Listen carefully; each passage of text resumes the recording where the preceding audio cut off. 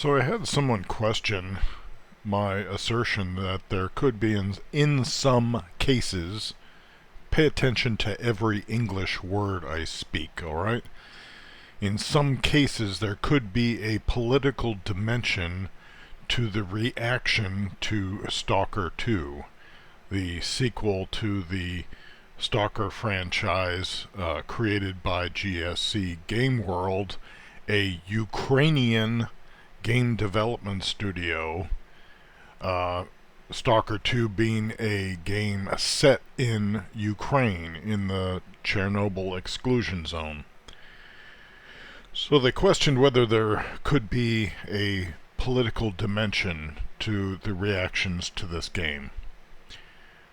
A little historical context for those of you who weren't even a twinkle in your father's eye back when these events first took place. The Chernobyl accident happened, if you hadn't caught the series, the mini-series on HBO, that accident happened during the Soviet Union. It happened during President Ronald Reagan's defense military buildup that was intentional to combat the Soviet Union's military buildup.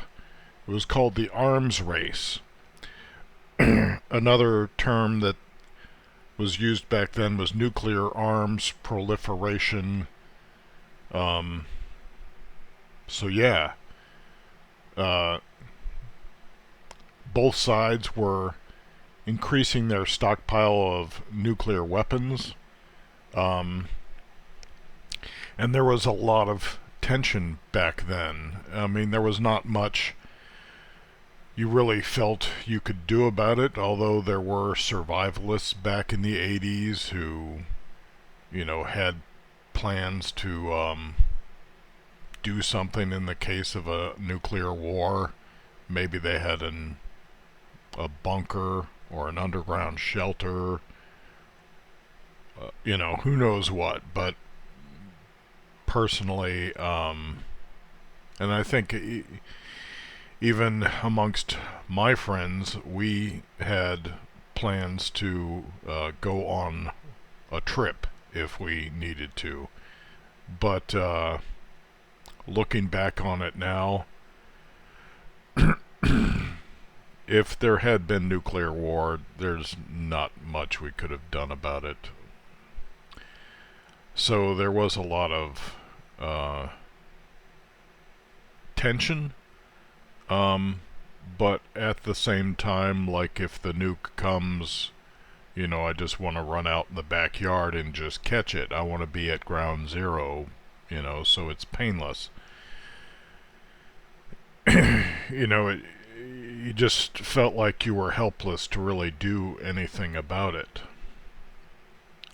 But there was always that looming, impending threat, and that threat was depicted in our media. For example, the movie The Day After, starring Jason Robards, was a big event on television and scared the bejesus out of a lot of people because of its seemingly realistic portrayal of what nuclear war would look like in America. And it was in this in these circumstances, in this context, this historical context, that the Chernobyl accident happened. And I'm not sure how much actual footage of it managed to leak out to the US. I mostly heard about it just by word of mouth, I think. I'm not sure I actually saw much in the way of moving pictures of what was taking place in Chernobyl. But at the time, I think like most kids, they probably didn't have, because I was a teenager at the time, most kids, they didn't really have any deep appreciation of politics. Um,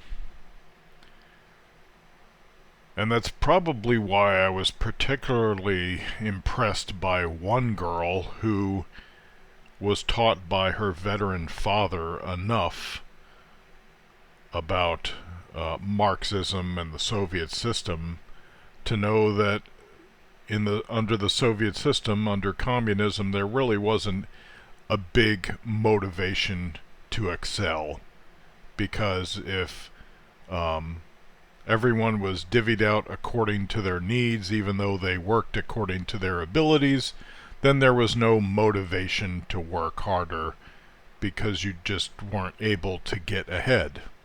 There was no um, there was no opportunity to achieve anything like the American dream. Anyway, it was a few years later that the Berlin Wall fell so that East and West Germany could mingle. Excuse me, and then the Soviet Union fell.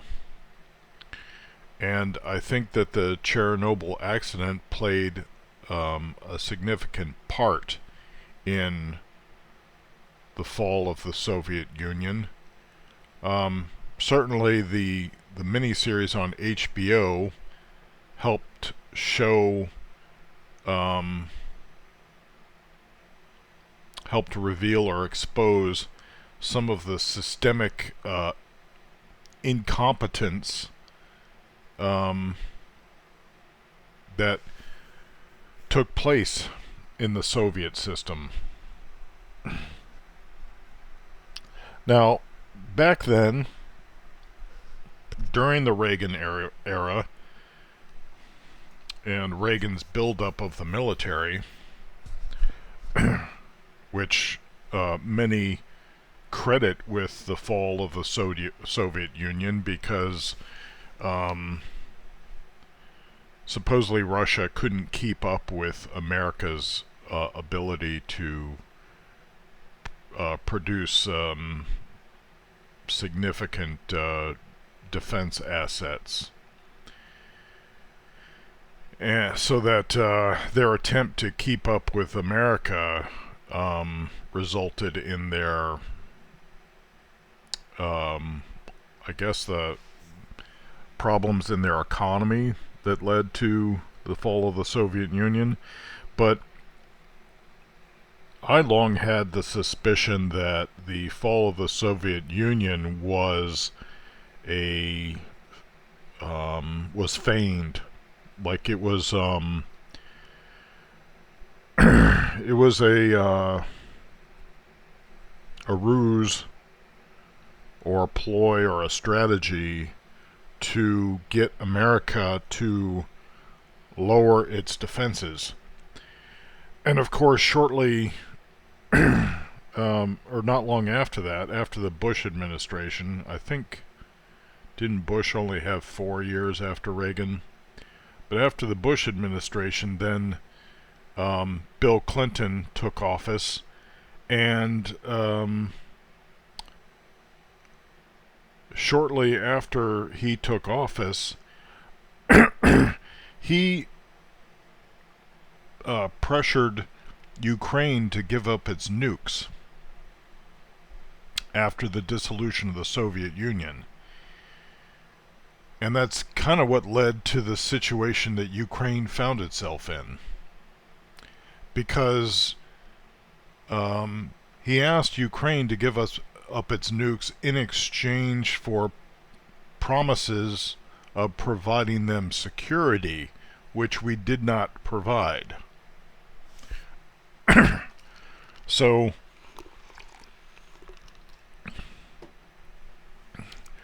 anyway, so we know that Stalker the Stalker franchise is based on, roughly or loosely, um, the movie by Tarkovsky called Stalker, which I believe is based on the book Roadside Picnic. Now, both Roadside Picnic and Stalker the movie are, you'd say, works of art that happened in the Soviet Union. So when Stalker came along, and it had an actual zone, the Chernobyl exclusion zone, it's almost like the Ukrainians maybe kind of appropriated the Stalker theme from the Soviet Union, but then Ukraine used to be part of the Soviet Union, so I'm not sure how much you can accuse them of appropriating it, but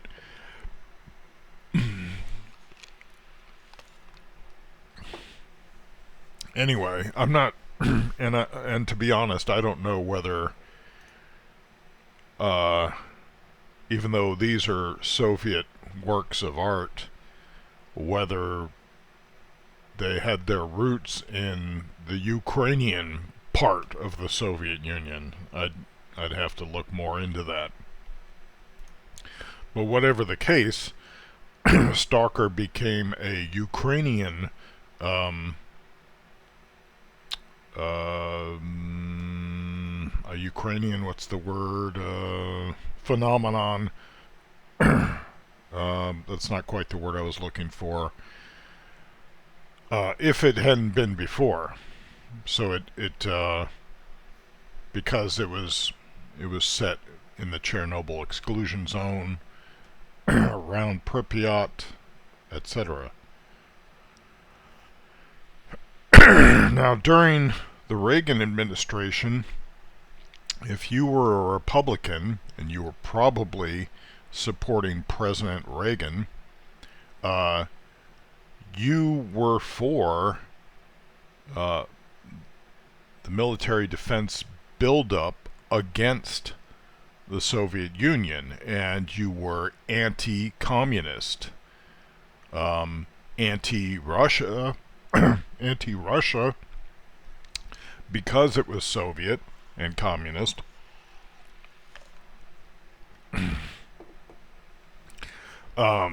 Probably the movie Red Dawn was probably one of your favorite movies. The old Red Dawn, not the newer one.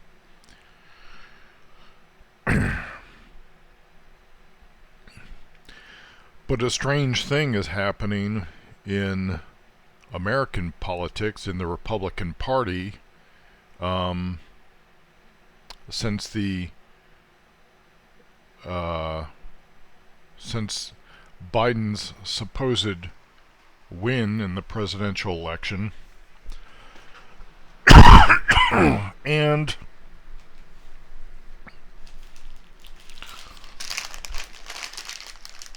I'm just getting a cough drop here. And the Russian invasion of Ukraine in 2022, I think, right?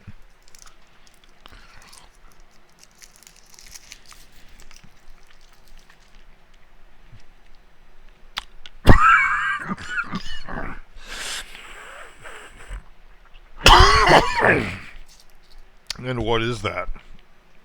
What is that strange thing that's happening? Well, that's that we have some very outspoken people on Capitol Hill in the Republican Party who seem to be very anti-Ukrainian, almost pro-Russian, which is bizarre, given the former Republican Party in the 80s. And a lot of that seems to stem from Biden's involvement with Ukraine and also the um, Democrats, their attempt to implicate Trump in a scandal having to do with Ukraine, even though Biden is on video confessing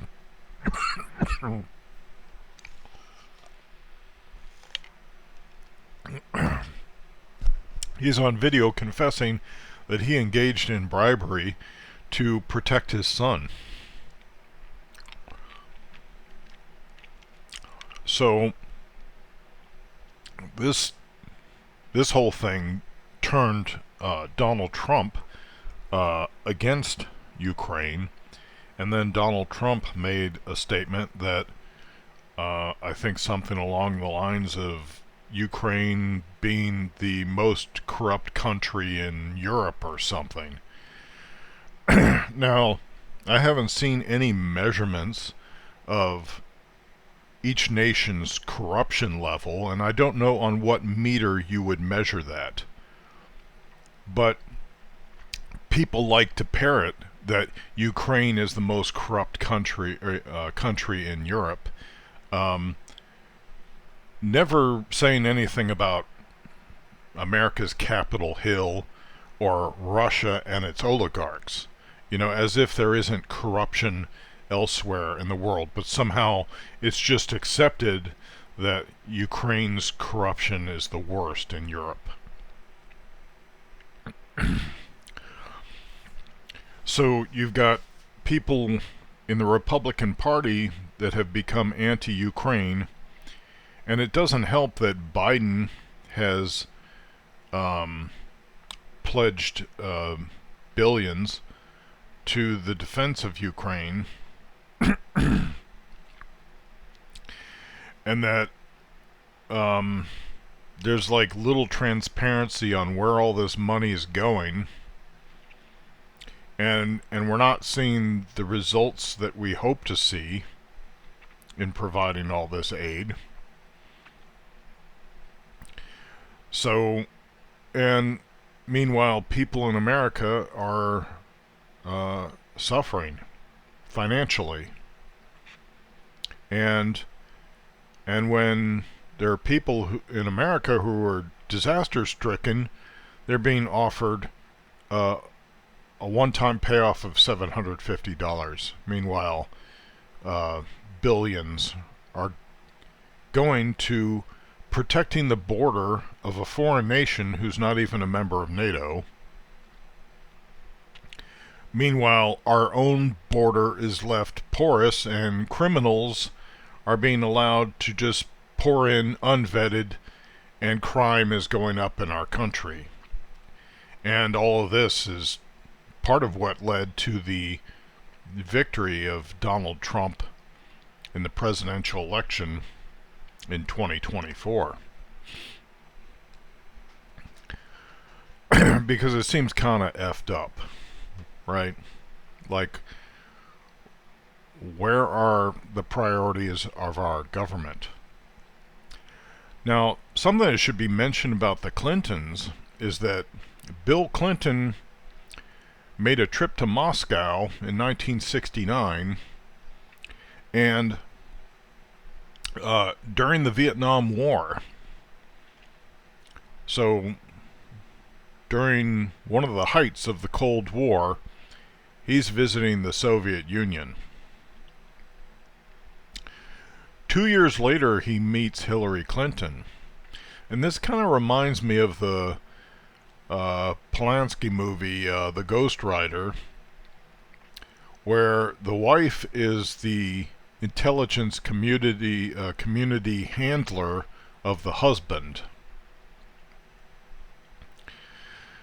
Now, Hillary Clinton, she's all for giving money to Ukraine, and anytime Hillary Clinton sides with something, I immediately suspect that side of it, because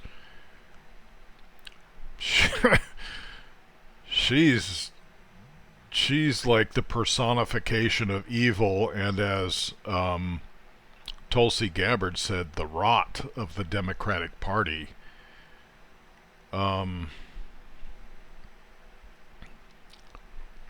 she makes the Grinch look like a warm and fuzzy, like a warm fuzzy in the book The Warm Fuzzy Tale.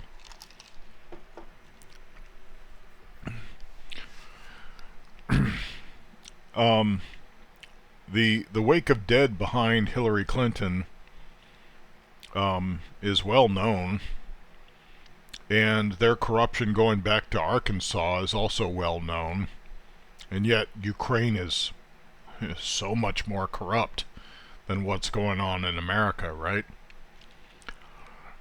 Anyway, so Hillary Clinton's like part of these Democrat war hawks. Oh, let's not forget that Hillary and Obama's Arab Spring was more like an Arab cesspool. They turned all of these nations close to Israel. What they did for them was not in their best interest. If anything, they brought ruination to those countries, and I don't know if they were attempting to stabilize the region by knocking it down a few pegs, but they weren't doing those Arab countries any favors.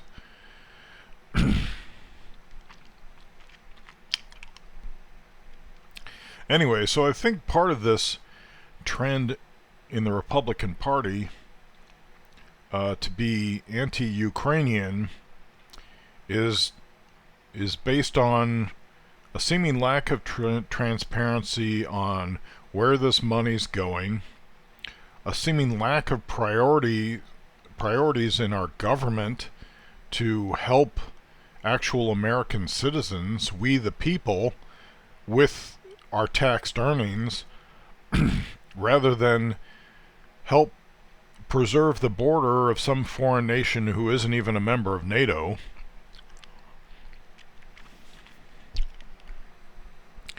And I think part of the reason for it is because of the Biden family's dealings with Ukraine, which are clearly corrupt. Now, if it was just a matter of a country defending itself against a Russian invader, I think there would be more support in the Republican Party. But another thing that's going on in this country is, as Giorgia Meloni, Prime Minister of Italy, as she pointed out, that there's this tendency towards oikophobia. Basically means fear of one's own home, which is interpreted as hatred towards one's own country or culture. And this is an adolescent trend that I've seen taking place in this country, where you've inexplicably got these teenagers and college-age kids who are supporters of Russia. I don't know if they're enamored by Putin's charisma, but they're siding, they tend, especially if they're leftist liberals, they tend to want to side against America in anything and side with Russia in anything. And they love, like, they like to cosplay as Russians, or wear Russian kit, or have Russian guns. And I myself, I have some AKs, but I have AKs not because they're Russian, because my AKs are actually American made. I have AKs because they're practical. They're compared to the AR-15, they're very simple in maintenance, and and I've had some bad experience with my service rifles in the Army, both the A1 and the A2, so I'm not super impressed by the AR-15. I know it's got its advantages, but there are aspects of the AK that impress me. But it's not because they're Russian that I like them. Um, there can be, I think, a fascination for one's enemy, like it's a like an unarticulated respect for anyone that can stand up to you. And I think that this is something that happens with men, right? You get two guys and they start bumping chests and threatening one another, and maybe they throw a few punches, maybe they even scrap a bit in the dirt. Eventually they stand up, and then after that they have more respect for each other because the other guy stood up to them and actually presented some they seem to be somewhat formidable, right? So there can be, I think, with men, a respect that happens for an opponent that can actually stand up to you to some degree. I think that those who deployed to Iraq and Afghanistan, I think that there are probably some servicemen who developed a level of respect for the people that they met there. I didn't deploy to either of those places, so I can't say for certain with knowledge, but I suspect that's the case. But I'm not talking about those people. I'm talking about this, like, adolescents who seem to have been taken in, possibly because they're in close proximity with everything they see about America, so that its flaws are very evident and obvious, because they're right there and can see them right in their faces. But then they have a tendency to see Russia from afar and to see it as saintly, as some kind of utopia where nothing corrupt ever happens, and so far superior to the American system, right? And it's these intellectual adolescents that are, I think, are infecting the American landscape. And it's a lot of these that I think are coming out against this game because it is a Ukrainian product. Now, unlike the Fallout miniseries, where I watched it and I came to the conclusion that it was commie propaganda in comparison to the Fallout video games, which seemed to be pretty well anti-communist, although some might say that and it may be true, I may not know enough about Fallout, that it may be true that the anti-communist bent in the Fallout games may be in an Archie Bunker kind of fashion, where it's kind of tongue-in-cheek, and that you're supposed to realize that the anti-communism in Fallout is misguided, right? And then I suppose ultimately begin sympathizing with communism? Why should I sympathize with communism? What has it done for me? Anyway, but whereas if the games were subversively sympathetic towards communism. The Fallout miniseries was overtly sympathetic to communism in its depiction of some of the events. Whereas in the Fallout games, it was the commies who nuked parts of the U.S. In the Fallout miniseries, it was American corporations that nuked parts of the U.S. So that's an anti-capitalist message, and by blaming it on the U.S., it's an oikophobic message, and by extension, sympathetic towards communism. Now, I haven't had a chance to play enough of Stalker 2 to really analyze its messages, and with all of its branching storylines, I don't know how much I would have to play to actually view all of its dialogue and messages and get a good feel for it.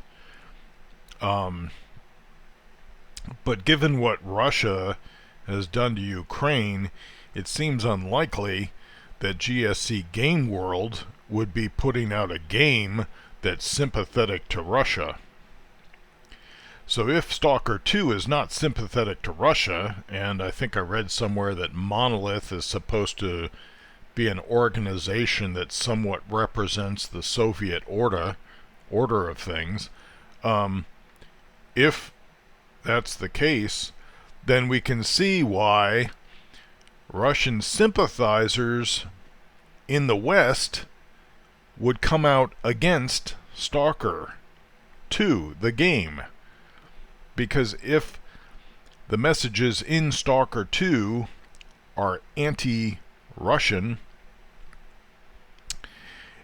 then these Russian sympathizers would react negatively to that. So I think if you think there isn't a political dimension to this game, you're either ignorant or you're naive.